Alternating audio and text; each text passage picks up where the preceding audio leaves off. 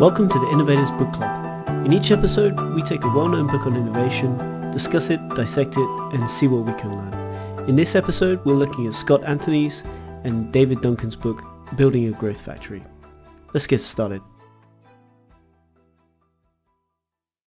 All right, welcome to the third episode of the book club.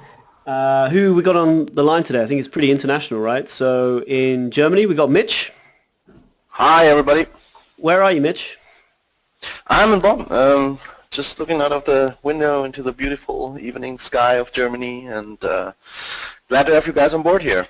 Great. And also in Germany, I think we have Ninetta. Yes, for Christmas vacation in Bonn, looking at the same evening sky as Mitch, I guess. Probably. Nice. And in Amsterdam, we have Jessica. Hello guys, from the Amsterdam office where all my other colleagues are already drinking beer for the Christmas party over here. And we're doing a book. Way more awesome. And all the way from Denver, perhaps with a little jet lag, it's Mr. Avis. Yeah, hi everybody. I'm in Denver. It's 8 o'clock in the morning here, and we're not drinking quite yet. And myself, Tim, in the UK, which is a remarkably nice sunny day today. So, today we're going to be talking about a short book because it's December. We thought we would pick something maybe a little bit easier, or so we thought. It turned out maybe that was not the case. But we picked a book by the Insight guys, Scott Anthony, who is the managing partner of a company called Innovators. They've produced a number of books over the years, and Scott is the one of the main authors for most of the work that they do. He's been with them since the beginning, I think, in 2000. Innovators is a management consultancy company that deals very much with innovation. So it's quite similar to the company we looked at last time, the Doblin Group. Where they sort of consult around management, strategy, and innovation all as one thing. And the interesting thing about Insight is it was founded by Clayton Christensen, who we're going to be talking a lot about in the upcoming episodes. And it was also founded by Mark Johnson as well, and he's still there as one of the partners. So what's interesting about this book is it's only 96 pages, and the book is Building a Growth Factory. It's 96 pages long. It's only available as an ebook, which is interesting because all the other previous books are available in paperback or hard copy as well.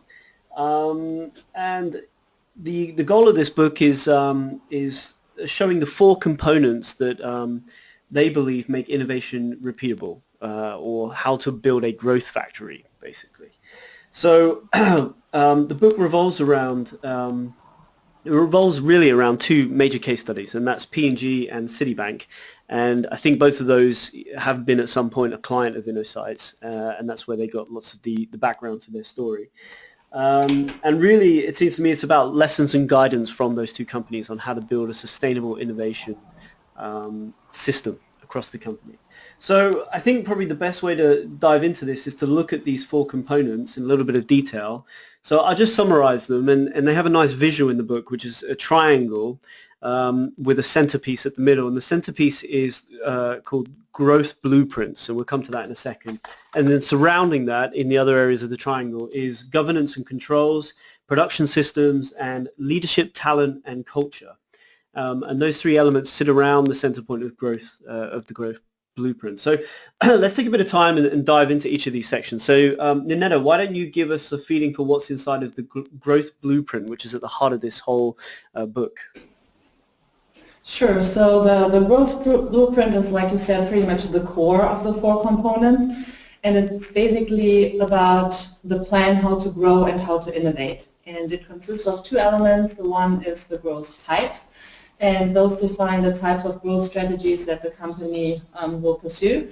And then the other element is the growth goals and guidelines, and those are the specific targets and the clear definitions of the tactics, what you're going to do. They call it what is on the table and off the table, so it's very much about the focus. And the whole goal of the blueprint is to be really deliberate about growth and manage the risk associated with it the most effectively. And there's a couple of things they point out that are important to be considered, and most importantly is that you have a clear definition of what types of growth you actually pursue and in what balance. So it's not just one growth type, you actually need a whole portfolio, and it needs to be balanced across those different types. And starting out, most companies usually focus on improving their core business, making current products or services better, and this is where they actually spend most of their energy. However, to really survive in the long run, companies need to find sources that are beyond their core business, and they point out that it is important to balance this because otherwise usually the core business innovation take over and you don't have any resources left anymore for innovations beyond your core business. And they also point out that it is not only different types of growth that you need to balance in your portfolio, but that you also really need to have different processes for them. So you need to measure and manage and assign those resources completely different depending on your different growth types. And they listed a couple of examples, like Tim said in the introduction. We have Procter and Gamble and Citi. And when you look at Procter and Gamble, I would like to go through the 4 examples that they have there. The first one is that they have commercial as growth type, and this really just focuses on existing products and changes for other areas such as the marketing. Their example was the reinvention pretty much of Old Spice, where they didn't change the product at all, it was just all about the marketing. Then they have sustaining growth types. It's everything about making things better, better, faster, cheaper, so they have more incremental changes to the products. And the example that they have is different formulations of Tide. Then they talk about transformational growth type, which is big changes that lead to really dramatic improvements. And the example there is the Crest 3D whitening strips, where you don't have the toothpaste anymore, but just the whitening.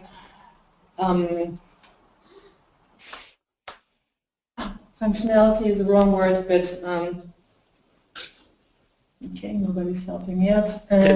Technology. Properties. Anyway, and then finally, the last category is the disruptive growth type, where they really come up with new brands or completely new business models that completely disrupt existing industries. And their example there is the Swiffer products that disrupted the whole cleaning industry.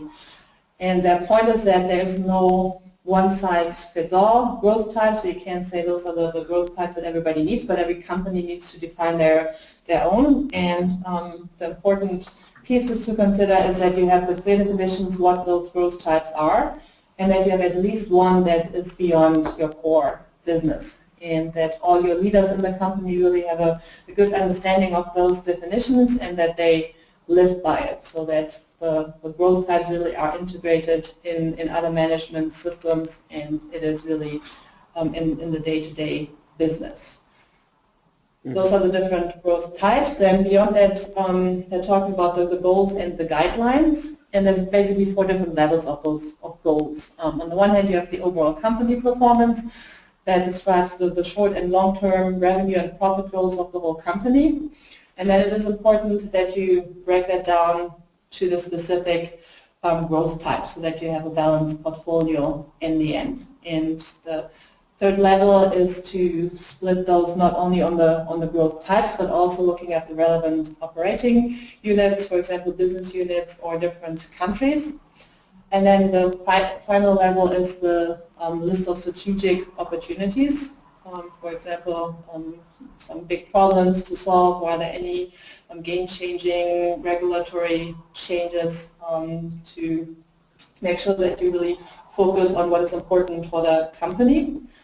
And beyond setting goals in those different areas, again, they point out how important it is to really make sure that they're shared across the organization. Again, P&G as example, where they mentioned that they created simple documents that they used to summarize strategic decisions, and that they made sure that they're distributed all across the company so that everybody had access to them and everybody really was aligned on those goals. And then the final piece for the growth blueprint is their guidelines, and this is pretty much tactical guidelines to make sure that you follow through with those goals. You're supposed to start by identifying all dimensions where you might have growth opportunities, target customers, distribution channels or brands. And then for each of those dimensions, you should make a clear decision what's an obvious yes, where do you want to focus your effort, or what's an obvious no. So what are the no-goes and what's definitely off the table. And those pretty much are the three elements of this growth blueprint, and now that the challenge is to integrate that into the other three surrounding components. Yeah, thanks, Nina. So I think one of the useful things about that for me is the communication side of it. So it's clearly, the whole point of this blueprint is to really communicate to the whole company, this is what we're going to focus on, and also this is what we're not going to focus on. And that's really useful when you're looking at sort of breakthrough innovation, to make sure you've got people spending the time on the right sort of stuff. So we go from the center outwards. Let's take a look at the one of the three surrounding areas, the production system section. This is where it starts to get a lot more detail. So Mitch, can you give us an overview of the production system section? Sure. So for the authors, the production system component comprises two major categories. So the first one being robust innovation processes, and the second one production structures. By innovation processes, the authors understand an explicit set of steps for reliably conceiving and commercializing ideas. That's how they summarize it. So for them, effective innovation processes have to follow 4 stages. First one being spot opportunities, second, design solutions, third, test and learn, and fourth, scale, meaning expanding the idea. They then give examples from P&G and Citigroup. So P&G, just to pick one, was looking at the grooming market in India, where their Gillette razors were too expensive for the larger part of the population. So what did they do? Process step 1, spot opportunities. P&G scientists spent thousands of hours in the marketplace to understand the realities of their target customers. Then process step 2, design solutions. They did not simply put out a cheap razor, but instead they brought out a razor specifically designed for the target group's needs.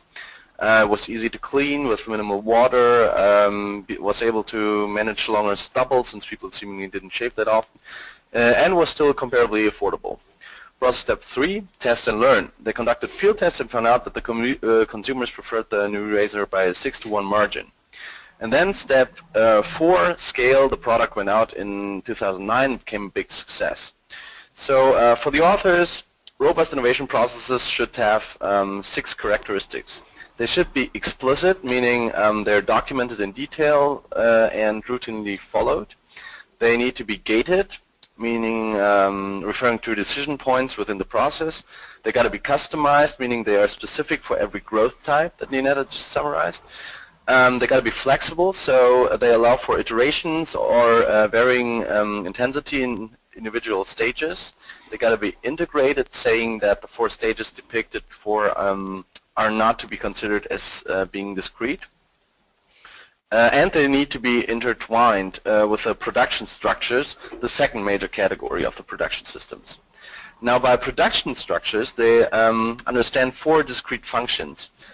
Idea supply chain, new growth groups, little batch labs, and merger and acquisition and partnership engines. So, yeah, Mitch, maybe, how do you sustain it? Yes? Sorry to jump in. Maybe we could just touch on the idea supply chain. That's one that's quite interesting for us as a company, I guess, because that's I'm going into this right now. Ah, okay. Wanted to highlight. So how do you sustain an idea supply chain? According to the authors, you have to hunt at the periphery of your business to identify disruptive solutions and support crowdsourcing and collaboration. How do you hunt at the periphery? Well, Citi Ventures, who are the innovation department of Citigroup, if you will, assessed 600 startups and selected 8 to invest in and work with. For example, there was one ready for zero. I think it was a self-driven, app-supported plan to pay off debts. So what about crowdsourcing collaboration? Well, that's obviously our home turf here at Hype. Simple thing, get Hype on board and we'll sort that out for you. We provide mechanisms for employee engagement, help you improve quality and quantity of ideas, and help you make sure that everybody, that even the oddball ideas make it into the evaluation. And all of that is being guided by consulting and backed with the software to help you scale. The next function they targeted was new growth groups. And new growth groups are responsible for incubating higher risk ideas. So they are what many simply refer to as incubators. An example they would provide is the Skunkworks group of Lockheed Martin, who, among other things, developed the F-22 Raptor jet fighter. The point about incubators is there's no single agreed upon formula how to make them work. However, the authors did identify some common general principles that successful incubators share. The first one being separation. They need to be organizationally and physically separated from the core business to allow for the degree of freedom they need to succeed. Then purposeful linkage with the core business.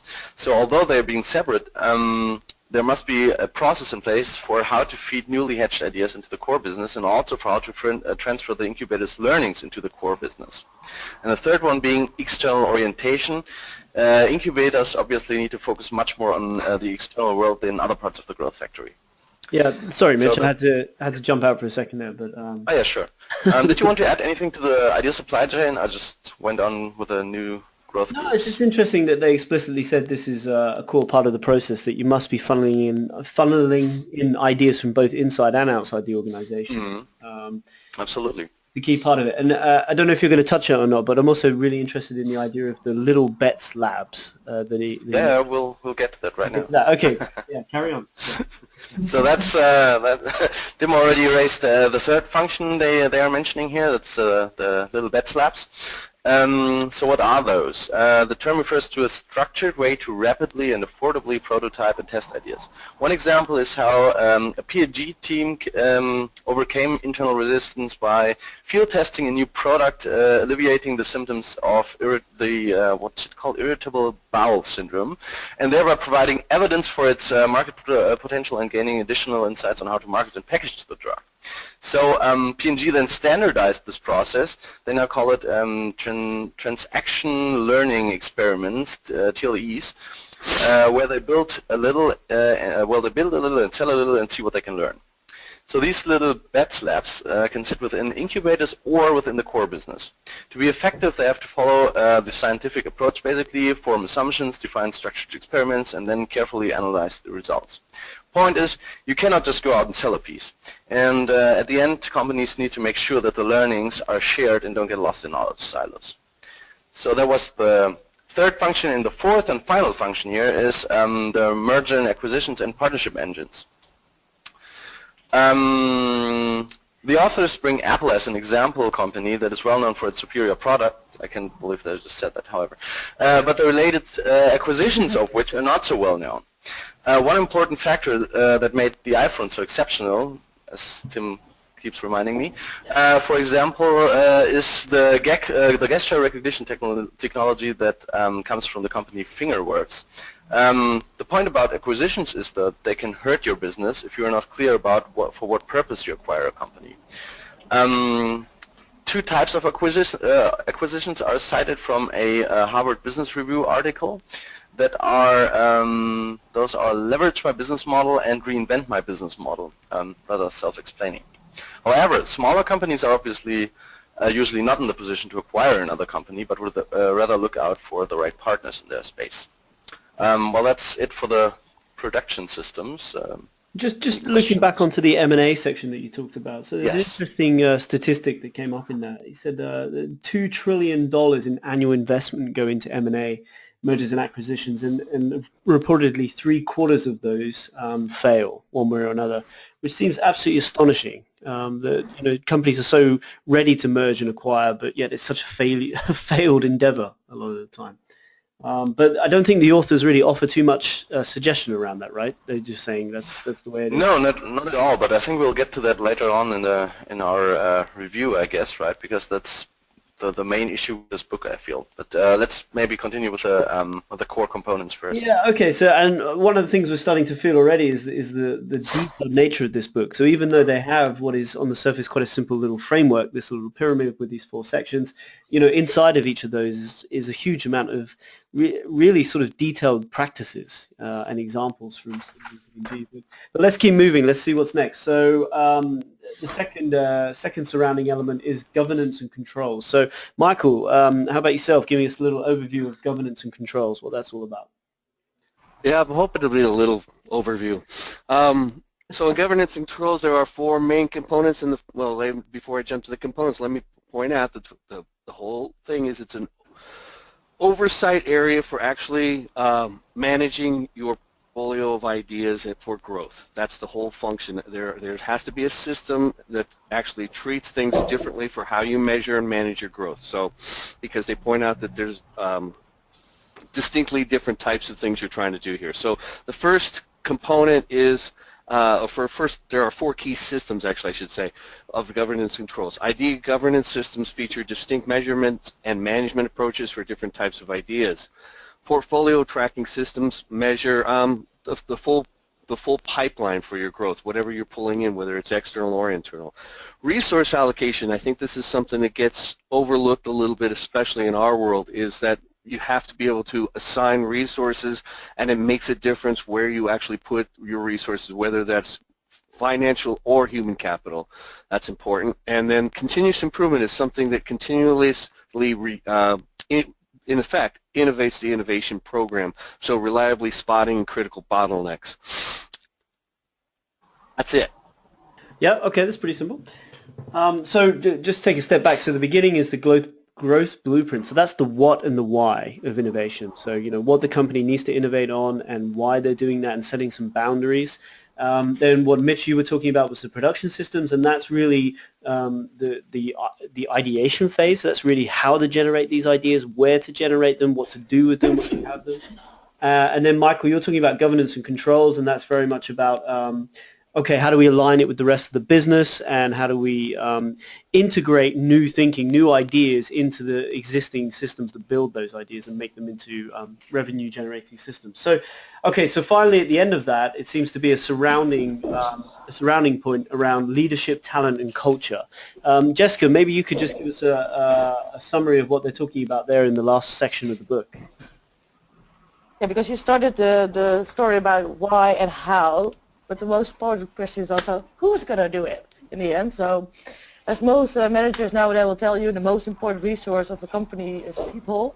And in the book they summarize the needs of a growth factory into the following compartments. These are lean forward leaders, innovation talent, measurement and reward system, and development programs. I'll dive into it for all these these 4 elements short. So lean forward leaders. The book says that as a company you really need role models. So leaders need to regularly demonstrate their support for innovation with words and actions. So not only putting them as a director on, but really they also need to show it. So innovation must be directed from the top and involve the whole total enterprise. There needs to be a source of inspiration that motivates people to contribute in ways that are greater than themselves, the book's quotes. So this is an example of Citi. So they made innovation the direct responsibility of a chief administrative officer, which is pretty great actually. So they really pointed out somebody, so you're the role model, you need to do it. And then it shows that leaders can drive innovation in 5 ways. How they do it. They personally spend time on growth and innovation, break processes when required, so make it shorter, break it, shape it the other way around, shape the control system, get purpose into innovation activities, and visibly celebrate the right kind of learning. So they really need to show all this effort to, like, okay, I empower you and I show you that you did good work. So the second one is innovation talent. Most organizations ask the best performing employees to get innovation going. In my opinion, that's also wrong, and that's also what the book states. Like, these people are very good at the current business and not in shaping the future of the company. So when searching for innovators, we could look at the 5 behaviors of successful innovators by Kristen's other book, The Innovator's Dilemma, DNA, what we're going to read later, I guess. For sure. Yeah. Yeah. So these 5, I will just sum them up. The 5 behaviors of successful innovators are associating or seeing connections between seemingly unrelated ideas, just come up with connections and that other people don't see. Observe the world and get ideas from that. Actively question the status quo constantly, so being a little bit annoying, I guess. Constructing and executing experiments. Just see how it works, and if it doesn't work, learn from it. And the 5th point is networking to discover diverse ideas and perspective from other markets. So most often, people that show these behaviors don't quite fit in the current organization, so that's pretty, companies find it hard, and other people in the company find it hard to deal with these people, but this is the most important way to get innovation talent going. Now about measurements and rewards, big companies find it hard to determine rewards for innovation because they are used to measure results. But yeah, sometimes people can do still everything right and still fail in innovation. So the idea of the book is that to monitor behaviors instead of results, such as that organizations should offer interesting. So they should more focus on the results of people, and not on the results, but of the behavior of people. And other points about measurements and rewards are that organizations should offer interesting career opportunities for these people because they're always looking into some other opportunities, maybe starting or their own startup. So they really need to get these people in the company. Another important part is I really touched upon it short, that they really need to show also recognition for them, so show their success publicly. And I think the most important thing, but also the hardest part for this company, is that they should adopt the fact that failing is a part of the process. So I think that's the most very famous quote in innovation, that fail fast and learn should be their motto. Finally, development programs, I think that the key point is that they need to build like a common language and teach their current employees and the innovators to get all in one direction. So I think that's it for the culture part. Okay, yep. For leadership, talent and culture. I don't know if you wanted me to touch also about the conclusion, if somebody else is going to do that. No, let me just dive into a couple of questions. So, Yeah, sure. So maybe Michael, I did a quick search on Amazon and for innovation books, okay, and there's about 74,000 books related to innovation. So I'm just wondering, what's the benefit of this book? Is there something unique in this that isn't already out there, and who is this book for? I mean, who's this written for? That's a great question because it's one of my concerns that I was going through all the way. When we did the 10 types, we kind of came to the conclusion for most part it's for innovation leaders. I think that this is the same type of thing to say, is there somebody in there that says, I'm struggling with my innovation? Well, gee, what's another book I can look at as an innovation leader who has some authority and some executive capability to actually make something happen, as opposed to a more practical or more pragmatic approach from a middle manager, innovation core team that's already in place. This is somebody who's already, has some juice to make something. That's my concern. The other thing is that it's because of that feeling amongst the other 74,000, I think there's some good things here, but they're not necessarily unique. I think that, in fact, for an example, I was talking about governance and controls and stuff, and Mitch was talking about idea supply chain. They actually have those separated, and I think that that's a key factor in the world, is that they should not be separated. They treat idea supply chain as saying it's something that just, there are crowdsourcing collaboration tools, and you crowdsource, and then you have this pipeline of the on-demand ideas that just sort of flows from the reservoir. It really doesn't work that way. We all know it really doesn't work that way, but I think that the world is kind of constructed around certain mindsets that way, and that's where it becomes problematic. So it's not so much that it's unique, but it might actually be in fact counterproductive for what really happens in an innovation organization.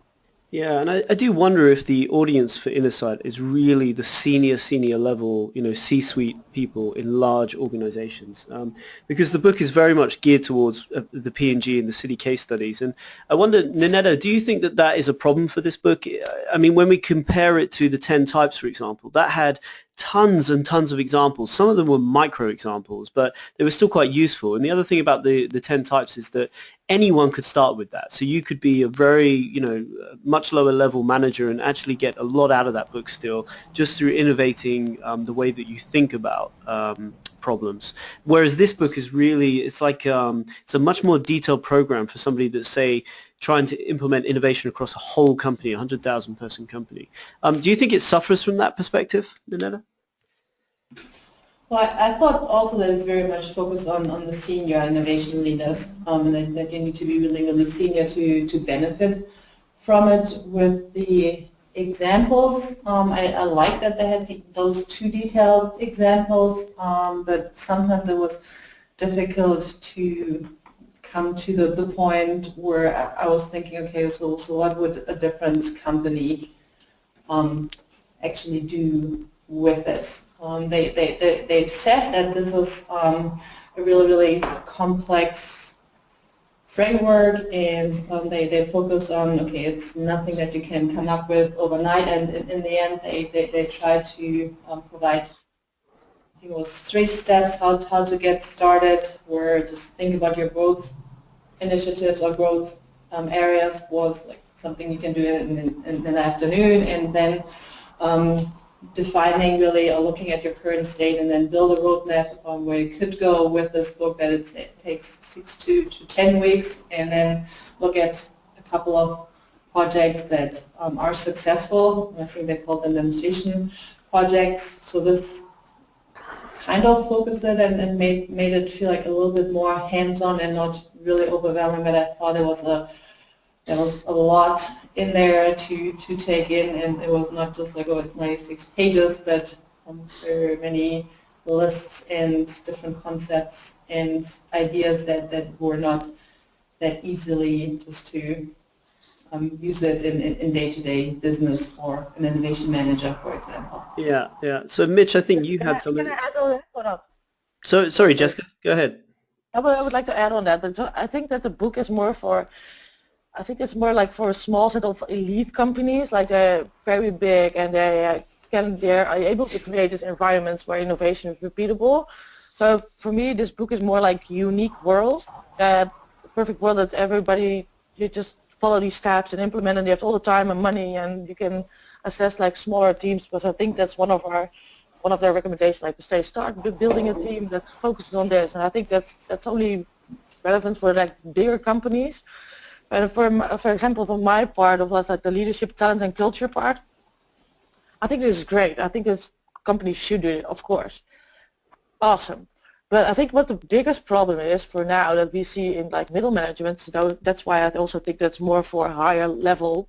So for middle managers, it's a big problem to get people going over there and get like champions for their innovation programs and get time and money and effort and get these role models in place. That's quite a hard thing to do actually. And in this book they just tell them, yeah, just assign somebody in charge of the innovation.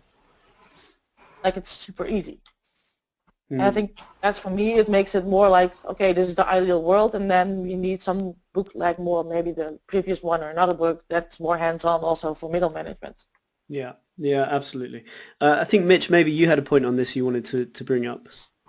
Yeah, I mean, the other three just summarized this pretty good.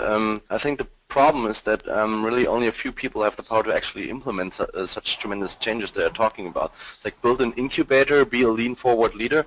I guess first of all you got to be a leader, right? So, well, but however, it certainly helps everybody involved in these processes to get a better picture of what it could look like, or identify missing elements, right? So, what Tim said when we first started out.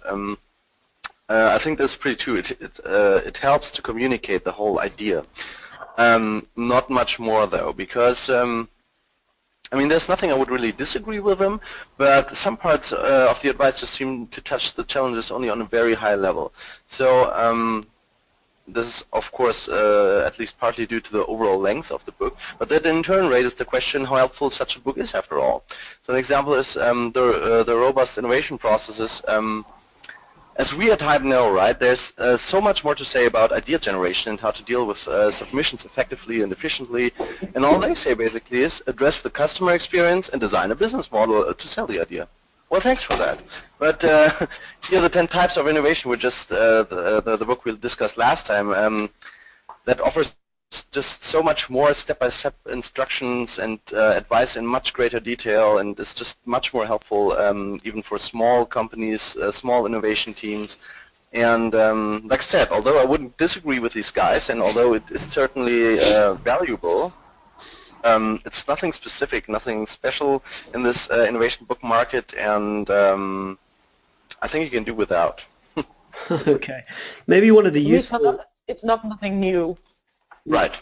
It's Exactly. it's definitely nothing new, but maybe one of the useful aspects to it is at the end of every section, it has a bunch of questions, and also at the beginning of every That's section, true, they have a table where it outlines, this is what it would look like when you're doing really badly, this is kind of a medium stage, and this is a really good stage. So maybe just those questions alone are not bad to assess yourself and say, where are we? That's true.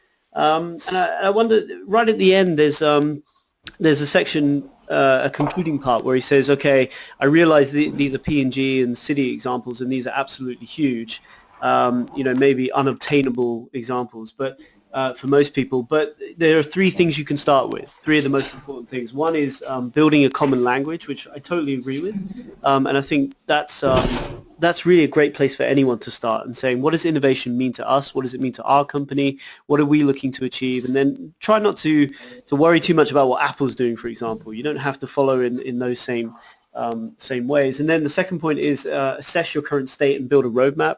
And I think that's maybe where this book is very strong, as it does help you at least assess what you're doing. And then the final one is work on demonstration projects. That one's a little more vague for me, but I don't know, Michael, what do you think? I mean, for the regular innovation manager, it may be a company, 1/3 the size of P&G. How useful and applicable is this?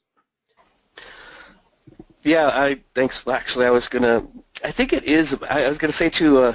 I don't think it's not this question unique. I think of it like a diet program, right, or an exercise program, or a health program, or whatever. Whether it's Atkins or Body for Life, or name your choice. I think if there's some things that you actually apply and consistently apply, then you've actually you can take some value from over here. It's not like I'll try the Atkins diet for a weekend. If that doesn't work, I'll try something else next week, which is too often the case. I think what they're saying is there's a whole network of processes and things to think about that you can pull in, which is why my favorite part was actually the further reading pieces at the end. I know it's a little bit disingenuous, precisely because half of the works are from the same authors, but it still goes to point out that that there are volumes and volumes of knowledge, some different things you could take away, but part of it is you just have to apply these things consistently. One of the things I liked, I've got this note here highlighted that I did. It says a core theme of building a growth factory is that innovation is a discipline that can be measured and managed. I think that we have to remember that that's the part over and over. There are places where I'm not sure that that's consistent in the book itself from the P&G and Citi things. I wonder about certain things. But as a statement, standing alone, that's what we're kind of going for all the time. And so if I hold that over the book, I say, yeah, if there's things that I just apply here, do some additional reading, ask these tough questions. I can go to an innovation management team in a smaller organization and say, look, it's always going to be crawl, walk, run, and we can manage this. We can demystify these things, and we can be very disciplined. But because it's simple doesn't make it easy. Yeah, there's a lot of hard work here, but we just keep doing it day after day. And we could take some of these principles with us. Yeah, okay. Just out of interest, has anybody else read anything by the Insight guys? I'm guessing Not yet, but I'm going to now, yeah. Yeah, right. Maybe that was a good marketing exercise on their part. Every single that's the chapter other thing I was thinking, references. Yeah. references their other books. That's right. But I'm kind of interested to see what their other books are like. They're obviously full, 300, 400 pages long, but are they as detailed as this? Because this is really a dense book.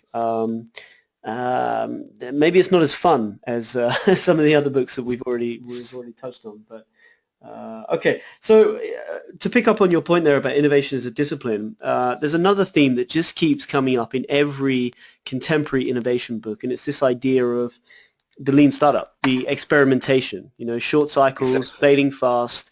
So that came up briefly in the book, and I don't know, does anyone else agree? But that seems to be one of the most consistent pieces of advice for modern day innovation managers. Yeah?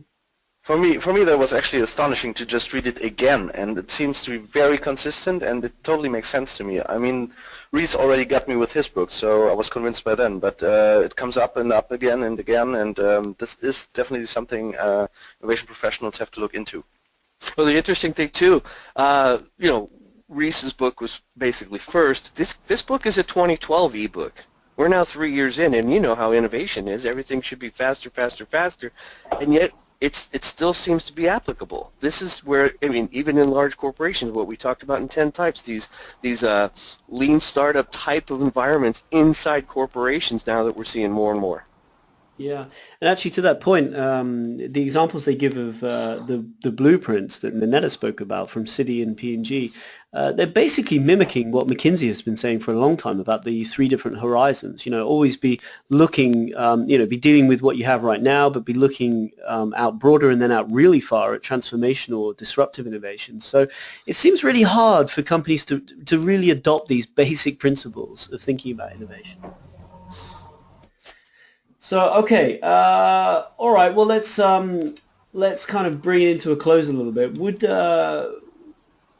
Jessica, would you like to give a summary of what your key takeaway is from the book, and also would you recommend this for people to read? The key takeaway of the book. I think that it's helpful that it's 4 systems and 50 elements, so that makes it a nice overview. And I think the key takeaway of this book is the questions that they ask in the end, so that makes you rethink it. So if you're working in innovation on high level, this is interesting to use. I think for people that are interested in innovation, it's a nice to read book, but not necessarily. Will I recommend it to somebody else? Not really. I think there are better books on innovation management. Okay. Fair enough. Minetta, what about yourself? Would you recommend it? What's your takeaways? Well, I like it that they also took the approach that innovation is a discipline that can be managed, and for me the key takeaway was really to focus on multiple types of growth, and that they're very, very different, and that they have different processes, and that you really need to approach them very, very differently, because I feel like clients often focus on what they call the core innovations, and then they neglect really to go beyond that and to say, okay, this is the portfolio, you need to balance both. That's something that I feel is very helpful, and something that I would like to also reflect back to clients that are setting up their innovation management at their companies. Mm-hmm. So would you recommend it? I would recommend it, yes. Still, I think it's very focused on senior innovation leaders, but I think the framework and the understanding of those different elements are still helpful for the innovation manager himself. They just probably need to use this to go to more senior leaders in the company and then work with them. But I think it's still a good framework and starting point for them to have that theoretical background. Yeah, okay. I'll just jump in before we go to Michael. But for me, it's the takeaways are, again, we've got consistent messages, like you said. It's innovation is a discipline, can be managed, and that just keeps coming out over and over again. And also the fail fast experimentation, lean startup methodology. That again, it's consistent. And the one thing I would take away from this book, though, in terms of real usefulness, is actually is taking all of the questions and all of the section headers in the book and just putting them into a document and using that as an assessment tool and saying, okay, let's take a look at your governance system and asking those questions. And there are some little things in this book that are quite interesting. So one is they mention, if the CEO or a senior leader is saying that innovation is a top priority to them, have a look at their calendar. How many times in their calendar, in their monthly schedule, are they focusing on innovation? If it's not in the calendar, it's not on their agenda, it's not that important to them. And I thought that was quite an interesting little test. And I guess it's nothing new, we've heard it before, but having all of these little questions to go back and form an assessment would be quite useful. And I don't know if they've done that. Maybe Innosight actually have that already as something you can download maybe. But that's where I would find it as a useful takeaway. More than just a book, but actually the structure itself and the questioning is quite useful. Would I recommend people read it? I mean, it's short, so it's an easy win, but I'm not sure. I'm not sure how much original thought there is in this. But it's an easy 96 pages. So, but Michael, what about yourself? Well, at the risk of being redundant, I mean, you kind of hit everything that I was going to say. This is the same takeaway. The discipline, we're seeing this thing over and over. The good use cases that they brought to bear, I still would like to see some kind of balance with maybe smaller organizations to say, how do you extrapolate from a behemoth like Citi down to something more, small chemical or small pharma. But still, it's always the difficult message of saying this is hard work. It takes rigor. It takes discipline. It takes hard. It's not easy, and there's no way around it. Saying that there's just too many books and too many studies of saying this is something that can be managed, but it's hard work. And yet there's always this feeling that people want to say, yeah, innovation is our number one thing, and our people and our culture are our number one asset, and then they don't behave that way. So that's what I was thinking of, the same thing with the questions and the further reading and the warning sign stuff. You could do some things to take away.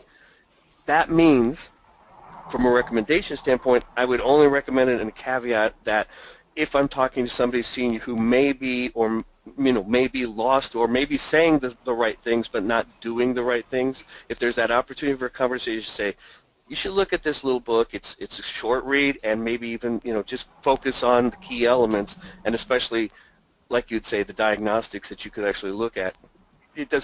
Right now it wouldn't do any good really to recommend this to somebody who's just on a core team of innovators. Yeah. Okay, good. All right. Well, anything else anybody wants to add before we bring this to a close? I feel insulted because I didn't get asked.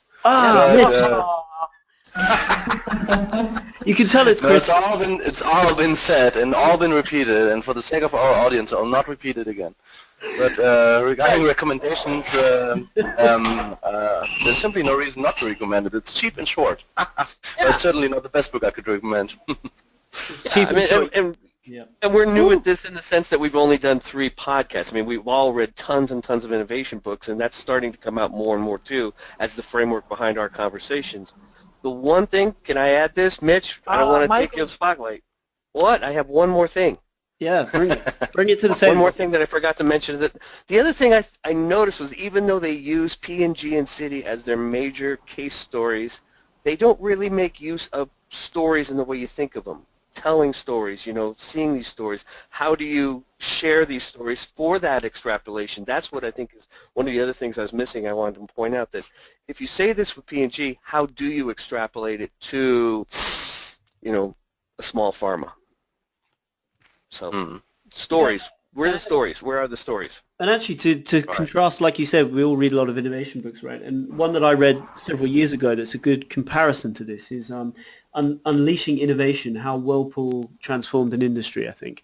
And that's written really like a story. It's about how a team of people said, okay, we've been tasked with really overturning the way we do innovation across the whole of Whirlpool. And it gives a detailed story of how they do it. And it's very much like this in that it goes through all the different pieces that they had to cover in the structure and getting people on board and building advocates, but it does it in a way that's really about people and the people they had to convince and the people they got on board and how they did it. So I think it's a more comprehensive book. It's much bigger, so it's a bit easy to say it's better, I guess, but it's an interesting companion to this one, I would say.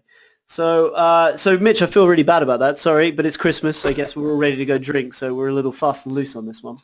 Any other points you wanted to bring to the table, Mitch? No, I'm done. Okay, guys. All right. Well, let's look forward to maybe a the. closing argument, but was the last time again, why read where you also can drink? Yeah, that's right. As one of our colleagues would say, right? Professor Bollen, yeah. Yeah. All right. Well, let's bring this to a close, and we'll talk again in a few weeks' time in the new year. Yay! Good stuff. That's great. Merry Christmas, everybody. Merry Christmas. Yes, Happy New Year. Christmas. Happy holiday.